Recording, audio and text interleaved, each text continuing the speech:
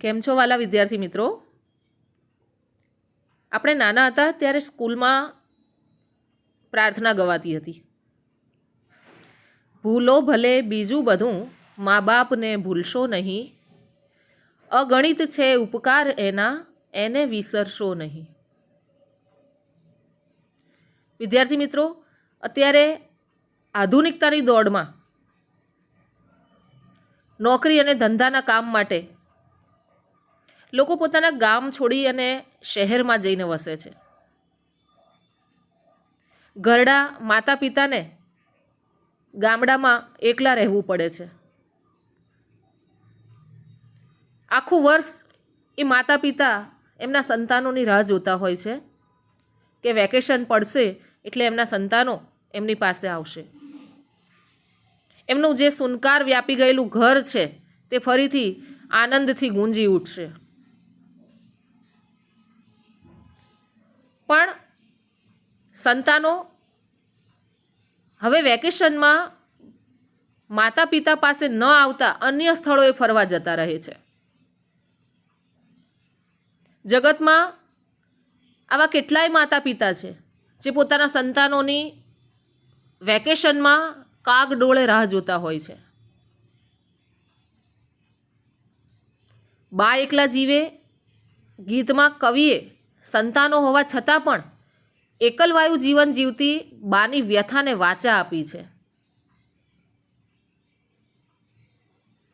Vacation પડતા ઘરમાં પૌત્ર અને પૌત્રીઓથી એમનું ઘર આનંદથી ગુંજી ઉઠે છે. બા દરેકના ઉપર પોતાનું વાલ વરસાવે છે. એ દિવસો બહુ સુખના હતા, પણ હવે એ દિવસો રહ્યા નથી. બે પેઢી વચ્ચે ખૂબ લાંબુ અંતર પડી ગયું છે. આવા માતા પિતાના જીવનમાં કેટલો બધો સુનકાર વ્યાપી જતો હશે એનો ખ્યાલ આ નવી પેઢીને નથી હોતો. કવિએ આ કાવ્યમાં જાણે જૂની પેઢીના જીવનનો ખાલીપો એક એક શબ્દમાં ઉતાર્યો છે અને બાની વેદનાને ખૂબ જ હૃદયદ્રાવક રીતે વ્યક્ત કરી છે. આ કાવ્ય ગીત કાવ્ય છે. એના કવિ મુકેશ જોશી છે. મુકેશ જોશીનું પૂરું નામ મુકેશ દુર્ગેશભાઈ જોશી છે અને એમનો જન્મ વડાલી ઈડરમાં થયો છે. તેમણે કાગળને પ્રથમ તિલક 3 અને 2 પંક્તિના ઘરમાં જેવા નોંધપાત્ર કાવ્ય સંગ્રહો લખ્યા છે.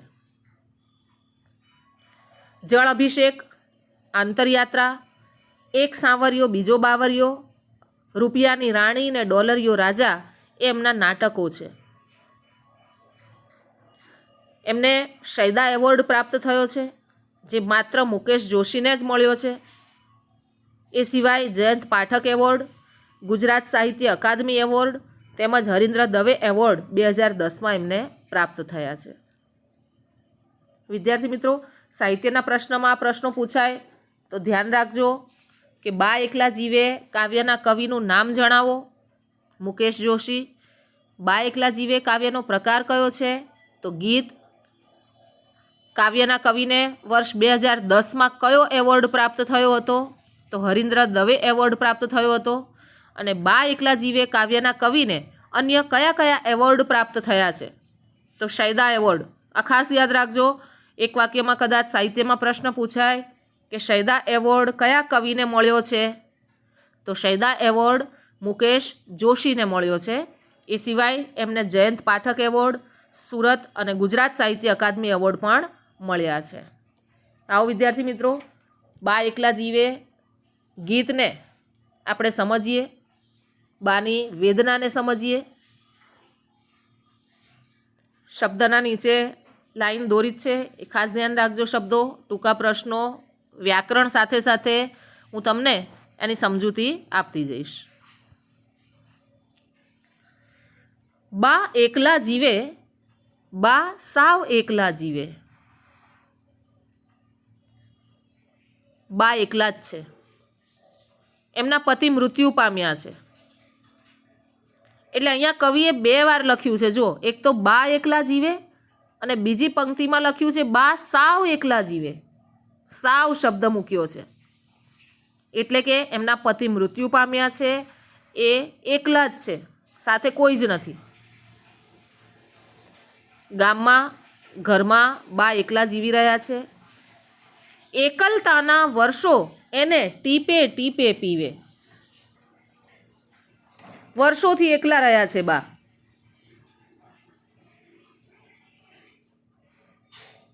એકલતાના વર્ષો એને ટીપે ટીપે પીવે.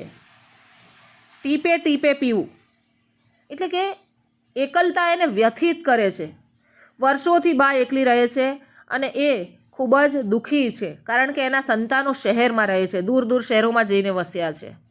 એ માત્ર વેકેશનમાં જ બા પાસે ઘરે આવે છે. બાના ઘરમાં વેકેશન, જ્યાં માળો બાંધી રહેતું. માળો, પંખીનું ઘર. જ્યારે વેકેશન પડતું ત્યારે બાના ઘરમાં જે એમના સંતાનો છે, સંતાનોના સંતાનો છે, એ બધા જ આવતા અને આખું ઘર માળો બાંધી રહેતું. એટલે કે જાણે આનંદ કલ્લોલથી ગુંજી ઉઠતું. રસગુલ્લાની ચાસણી જેવું વાલ નીતરતું વહેતું. રસગુલ્લા એક બંગાળી મીઠાઈ છે. ચાસણી, સાકરને પાણીમાં ઉકાળીને કરાતું પ્રવાહી. અહીંયા ચાસણી એટલે કે બાનું વાલ, બાનો પ્રેમ. બાનો પ્રેમ કેવો છે? રસગુલ્લાની ચાસણી જેવો છે. એટલે બાના હૃદયથી જાણે રસગુલ્લાની ચાસણી જેવું મીઠું વાલ સતત ટપકતું રહેતું હતું. જ્યારે બધા એમના દીકરા દીકરીઓ અને એમના સંતાનો બા પાસે વેકેશનમાં આવતા ત્યારે બાના હૃદયમાં રસગુલ્લાની ચાસણી જેવું વાલ સતત ટપકતું રહેતું હતું. મતલબ બા દરેકને ખૂબ જ વાલ કરતી હતી. દોડા દોડી સંતા કુકડી સહુ પકડાઈ જાતા. બધા બાળકો, પૌત્ર પૌત્રીઓ આવતા, દોડા દોડી કરતા, સંતા કુકડી રમતા અને રમતા રમતા એકબીજાને પકડી લેતા હતા. આપણે પણ નાના હતા ત્યારે બાના ઘરે જતા, મામાના ઘરે જતા, ખૂબ મજા આવતી. હવે એ દિવસો જતા રહ્યા બધા. કુટુંબ નાના થતા ગયા, પરિવાર નાના થતા ગયા. જે આનંદ હતો બા સાથે રહેવાનો, પિતાજી સાથે રહેવાનો, દાદા સાથે રહેવાનો, એ આનંદ હવે જતો રહ્યો. નાના હતા ત્યારે દોડા દોડી સંતા કુકડી રમતા હતા, એકબીજાને પકડી પાડતા હતા. ભાઈ ભગીની ભેળા બેસી સુખનો હિંચકો ખાતા. ભાઈ અને ભગીની, ભગીની એટલે બહેન, ભેળા એટલે સાથે. સુખનો હિંચકો ખાતા. સુખનો હિંચકો ખાવો રૂઢિપ્રયોગ છે, એટલે કે સુખ સમૃદ્ધિમાં મહાલવું. પરીક્ષામાં રૂઢિપ્રયોગમાં પૂછાય છે, ધ્યાન રાખજો. સુખ સમૃદ્ધિમાં મહાલવું એટલે કે સુખનો હિંચકો ખાવો. બાના દીકરા દીકરીઓ બધા આવતા, સાથે રહેતા અને બધા જાણે સુખ સમૃદ્ધિમાં મહાલતા હતા.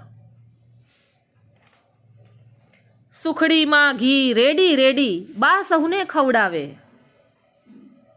બા શું કરતા? સૌને સુખડીમાં ઘી રેડી રેડીને ખવડાવતી હતી. બધા માટે સુખડી બનાવતી અને એમાં પ્રેમથી ઘી રેડી અને બધાને બહુ વહાલ કરી અને ખવડાવતી હતી. ઉડવાનું બળ આપી પાછી ઉડવાનું શીખવાડે. બાએ પોતાના સંતાનોને ઉડવાનું બળ આપ્યું છે. ઉડવું એટલે કે એમને પગભર કર્યા છે, સ્વાવલંબી કર્યા છે. જીવનમાં કેવી રીતે જીવવું, મુશ્કેલીઓનો સામનો કેવી રીતે કરવો, એવું બળ બાએ આપ્યું છે. ઉડવાનું બળ આપી પાછી ઉડવાનું શીખવાડે. બા એમના સંતાનોને સ્વાવલંબી થવાનું બળ આપ્યું, હિંમત આપી અને પછી એમને સ્વાવલંબી જીવન જીવવાનું પણ શીખવાડતી હતી. સુખનો સૂરજ છાનો માનો જલતો ઘરના દીવે. આવા વાતાવરણમાં જ્યારે ઘરમાં એમના દીકરા દીકરીઓ પૌત્ર પૌત્રીઓ બધા જ ભેગા હોય ત્યારે ઘરમાં જાણે સુખનો સૂરજ ઉગ્યો ના હોય એવું ઘર લાગતું હતું. બધા ખુશ હતા. બા પણ ખૂબ જ ખુશ થઈ જાય. આખું ઘર જાણે સુખ સમૃદ્ધિમાં માલતું હતું. કાળ કુહાડી ફરી કપાયા વેકેશનના ઝાડ. કાળ કુહાડી, કાળ એટલે કે સમય, સમયરૂપી કુહાડી ફરી વેકેશનના ઝાડ ઉપર ફરી વળી છે. એટલે કે વેકેશન હવે પૂરું થઈ ગયું છે. કોઈ હવે પંખી ના ફરકે ચણવા માટે લાડ. વેકેશન પૂરું થઈ ગયું છે. જો કવિ અહીંયા ઉપમા આપી છે, કાળરૂપી કુહાડી ફરી વેકેશનના ઝાડ ઉપર પડી છે. એટલે કે વેકેશન પૂરું થઈ ગયું છે. ફરીથી બાનું જીવન એકલવાયું થઈ ગયું છે. કોઈ હવે પંખી ના ફરકે ચણવા માટે લાડ. જો અહીંયા પંખી શબ્દ મૂક્યો છે. પંખી એટલે કે સંતાનો. જેમ પંખી મોટા થાય એટલે માળામાંથી ઉડી જાય છે તેમ સંતાનો વેકેશનમાં બા પાસે આવે છે. વેકેશન પૂરું થતાં જ પાછા એમના શહેરમાં જતા રહે છે. એટલે કહે છે કે હવે બા પાસે કોઈ પણ સંતાન લાડથી ફરકે નહીં, એટલે કે બાનો પ્રેમ પામવા માટે નહીં આવે. બધા જતા રહ્યા છે. સુનકાર ને સન્નાટાઓ ઘરમાં પહેરો ભરતા. જ્યારે બધા ભેગા થયા હતા, આખું ઘર આનંદ કિલ્લોલથી ગુંજી ઉઠ્યું હતું. વેકેશન પૂરું થતાં બધા પોતપોતાના ઘરે શહેરમાં પાછા જતા રહ્યા. બા ફરીથી પાછા એકલા રહી ગયા છે. ઘરમાં સુનકાર અને સન્નાટાઓ હવે બાકી રહ્યા છે. એટલે અહીંયા એક વાક્યનો પ્રશ્ન પૂછાય કે ઘરમાં કોણ પહેરો ભરે છે? તો ઘરમાં સુનકાર અને સન્નાટાઓ પહેરો ભરે છે. બાના જીવતરની છત પરથી શ્વેત પોપડા ખરતા. જીવતર એટલે જિંદગી.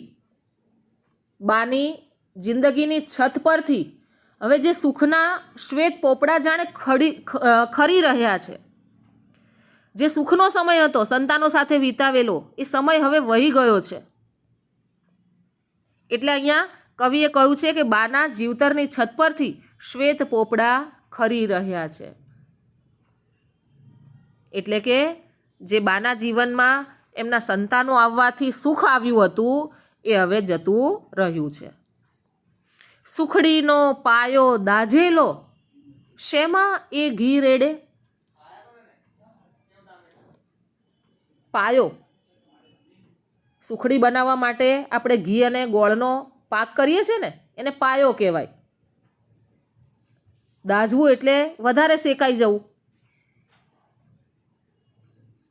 બા સુખડી બનાવવા ગઈ પણ તેનો પાયો હવે વધારે પડતો શેકાઈ ગયો છે. શેમાં એ ઘી રેડે, હવે શેમાં એ ઘી નાખે. એટલે કે સંતાનો જતા રહ્યા છે, હવે કોને માટે સુખડી બનાવે અને કોને માટે સુખડીમાં ઘી રેડે. બાએ સહુના સપના તેડ્યા, કોણ બાને તેડે. બાએ એમના સંતાનોના સ્વપ્નાને સાકાર કર્યા છે. કોણ બાને તેડે, પણ બાના સપના કોણ સાકાર કરશે. બાનું એક જ સપનું છે કે એના સંતાનો એની પાસે રહે. એકલવાયું જીવન નથી ગમતું બાને. બાએ એના સંતાનોના સ્વપ્ના સાકાર કર્યા, પૂરા કર્યા, પણ બાના જે સ્વપ્ના છે એ હવે કોણ પૂરા કરશે. ફાટેલા સાળુડા સાથે કંઈક નિસાસા સીવે. સાળુડા, સાડી, સાડલો, કંઈક, કેટલાય, સીવે એટલે નાખે. બા ફાટેલા સાડલા સાથે કેટલાય નિશાસા નાખી રહી છે. એકલી છે બા. પોતાના ફાટેલા સાળુડાથી નિશાસાને જાણે સીવી રહી છે. એટલે કે હવે બા પાસે એકલવાયુ જીવન છે અને નિશાસા નાખવા સિવાય બીજો કોઈ હવે એની પાસે માર્ગ નથી.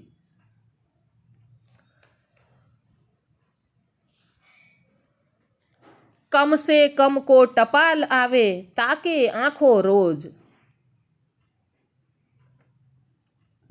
બાના સંતાનો આવતા નથી વેકેશનમાં, જતા રહ્યા છે. હવે એમને બા પાસે આવવું ગમતું નથી, બીજે ફરવા જવું છે. બાને ખબર છે કે હવે એમના સંતાનો નથી આવવાના, છતાં પણ તે એમના સંતાનોની રાહ જોઈ રહી છે. કમસે કમ કો ટપાલ આવે, ભલે સંતાનો નહીં પણ એક ટપાલ તો આવે, એક પત્ર તો આવે એમનો. એની આંખો રોજ પત્રની રાહ જોઈ રહી છે. જો અહીંયા કો શબ્દ છે, કો એટલે કોઈ, કે કોઈ એક પત્ર તો આવે એના સંતાનનો. દરરોજ તે રાહ જોતી હોય છે. નીચું ઘાલી જાય ટપાલી, ખાલી થાતો હોજ. કમસે કમ કોઈ ટપાલી આવે તેની માટે એની આંખો રાહ જોઈ રહી છે, પરંતુ નીચું ઘાલી જાય ટપાલી, ટપાલી નીચું જોઈને ચાલ્યો જાય છે. ખાલી થાતો હોજ, હોજ એટલે થેલો. ટપાલી પાસે જે થેલો લટકાવેલો હોય છે એને હોજ કહેવાય. ટપાલી નીચું જોઈને ચાલ્યો જાય છે, તેનો થેલો ખાલી થઈ ગયો છે. હવે એક પણ પત્ર એના થેલામાં નથી. દાદાજીના ફોટા સામે ભીની આંખે પૂછે. બા રાહ જોઈ જોઈને થાકી ગઈ એના સંતાનોની, એના પત્રની. સંતાનો પણ નથી આવતા કે એનો પત્ર પણ નથી આવતો. એટલે બા શું કરે છે? દાદાજીના ફોટા સામે, દાદાજી એટલે કે એમના પતિ, ફોટા સામે. જો અહીંયા ફોટા સામે શબ્દથી આપણને ખબર પડે કે બાના પતિ મૃત્યુ પામ્યા છે, એટલે એમનો ફોટો લાગ્યો છે દિવાલ પર. એટલે બા એના મૃત્યુ પામેલા પતિના ફોટા સામે ભીની આંખે પૂછે. ઊભી રહીને આંખમાં આંસુ સાથે પૂછી રહી છે, ફ્રેમ થયેલા દાદા એના આંસુ ક્યાંથી લૂછે.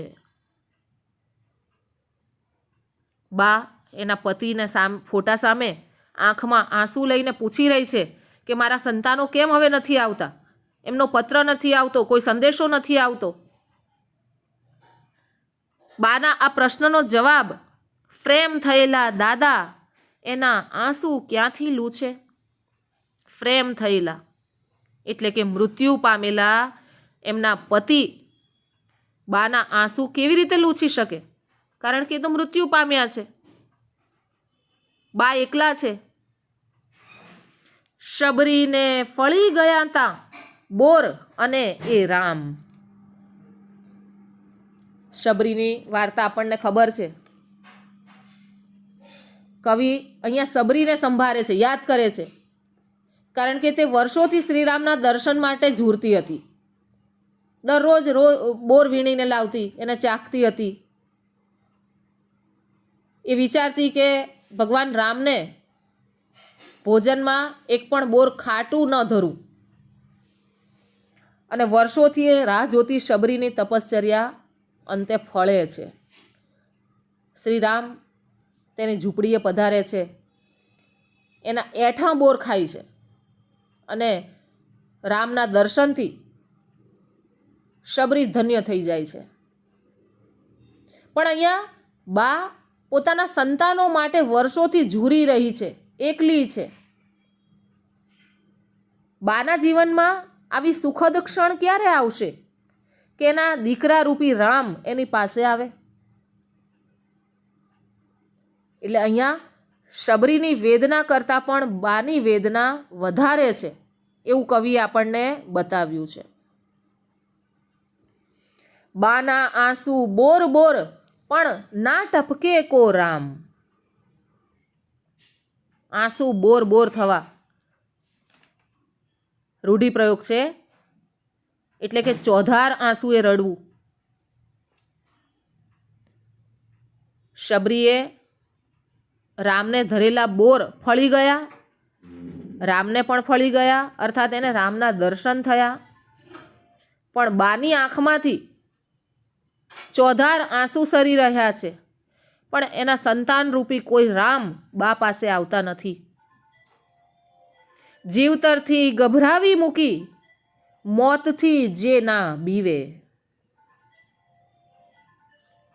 બા મૃત્યુથી નથી ડરતી, મોતથી જે ના બીવે. બા ક્યારેય મૃત્યુથી નથી ડરી, પણ એને કોણે ગભરાવી મૂકી છે? જીવતરથી ગભરાવી મૂકી. આજે તેને એની એકલી જિંદગીએ ગભરાવી મૂકી છે. વિદ્યાર્થી મિત્રો, અહીંયા એક વાક્યનો પ્રશ્ન આવે છે કે બા શેનાથી બીતા નથી? તો બા મૃત્યુથી બીતા નથી. અને બીજો એક પ્રશ્ન છે, બાને કોણે ગભરાવી મૂકી? તો બાને એકલવાયા જીવતરે ગભરાવી મૂકી. ફ્રેમ થયેલા દાદા શું નથી કરી શકતા? ફ્રેમ થયેલા દાદા બાના આંસુ નથી લૂછી શકતા. આ 2-3 વાક્યના પ્રશ્નો અહીંયા આવે એવા છે, ખાસ ધ્યાન રાખજો. વિદ્યાર્થી મિત્રો, આ કાવ્ય અહીંયા પૂરું થયું. બાનો વર્તમાન અને બાનો ભૂતકાળ બંને કવિ અહીંયા આપણને બતાવ્યો છે કે બાનો વર્તમાન એકલતાથી ભર્યો છે, ભૂતકાળમાં એ સુખદ અને આનંદમય હતો. કારણ કે વેકેશન પડતું એટલે એના સંતાનો એમના પરિવાર સાથે બા પાસે આવતા, ઘરમાં આનંદ કિલ્લોલ થતો, બાળકો દોડા દોડી કરતા, સંતા કુકડી રમતા, અને બા પણ બધાને ખૂબ જ વહાલ કરતી હતી. બાના સંતાનો બેસીને સુખનો હિંચકો એટલે કે સુખ સમૃદ્ધિમાં માલતા હતા. બા એમને ઉડવાનું, પગભર થવાનું બળ આપતી હતી. એટલે કે બાના ઘરમાં જાણે સુખનો સૂરજ ઉગ્યો હતો. પણ બાનું જે વર્તમાન છે એકલતાથી ભરેલું છે. વર્ષોથી બા એકલતાને ક્ષણે ક્ષણે સહન કરી રહી છે. એ નિશાસા નાખી રહી છે. દરરોજ એના દીકરાના સમાચારની રાહ જોઈ રહી છે, પત્રની રાહ જોઈ રહી છે, પણ એનો પત્ર આવતો નથી. અને થાકીને છેલ્લે બા એના પતિના ફોટા સામે ઊભી રહી અને આંસુ સાથે પૂછે છે, પણ એના પતિ પણ એના આંસુ લૂછી શકતા નથી, કારણ કે મૃત્યુ પામ્યા છે. એટલે અહીંયા બાની વેદના ખૂબ જ સરસ રીતે વ્યક્ત કરી છે. આ પ્રશ્ન સવિસ્તારમાં પણ પૂછાય કે બાની વેદના તમારા શબ્દોમાં લખો. તો વિદ્યાર્થી મિત્રો, કાવ્યનો ભાવાર્થ તમારે યાદ રાખી અને લખવાનો. રૂઢિપ્રયોગ અહીંયા એક જ આપ્યો છે, બોર બોર આંસુ ટપકવા, પણ આપણે 3-4 રૂઢિપ્રયોગો જોઈ ગયા. એમાં લખજો અને અર્થ એનો સમજજો. એક એક વાક્યમાં ઉત્તર લખો. બા શા માટે એકલા પડી ગયા છે? તો બાના પતિનું અવસાન થયું છે અને એના સંતાનો દૂર શહેરમાં જઈને વસે છે, તેથી બા એકલા પડી ગયા છે. બાનું હેત એટલે કે વહાલ કેવું છે? તો બાનું હેત રસગુલ્લાની ચાસણી જેવું છે. બા એકલા જીવે કાવ્યમાં બાની કઈ સમસ્યા વિશે વાત કરવામાં આવી છે? તો બાની વર્ષોની એકલતાની સમસ્યાની વાત કરવામાં આવી છે.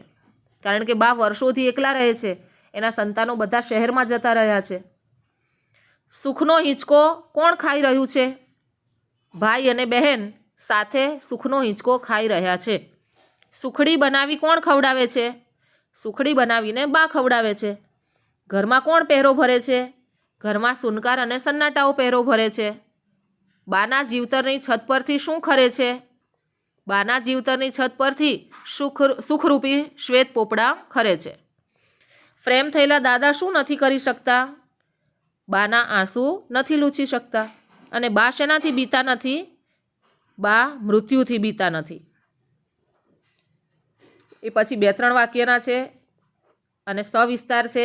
એમાં બાની વેદના તમારા શબ્દોમાં લખો એ પૂછાય, ખાસ ધ્યાન રાખજો વિદ્યાર્થી મિત્રો. Thank you very much.